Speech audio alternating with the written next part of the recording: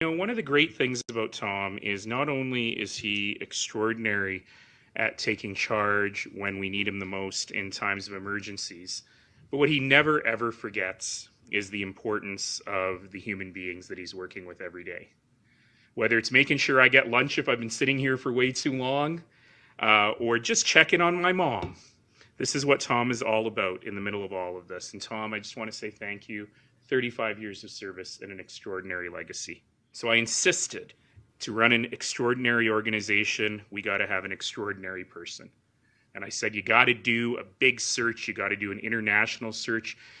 The best people from around the world will want to work here, even in the midst of a pandemic. And so they did. And we got the very best person in the world. And luckily, she's been with us this entire time.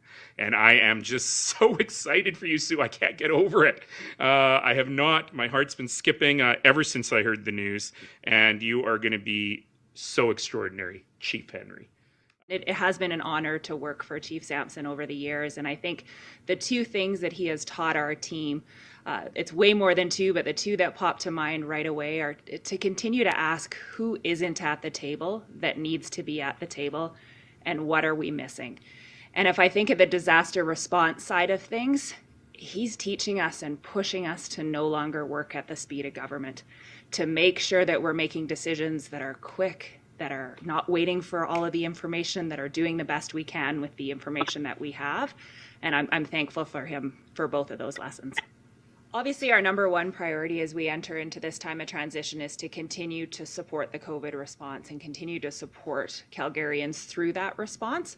When we look a little bit more long-term, we know we have a ton of work to do in disaster risk reduction.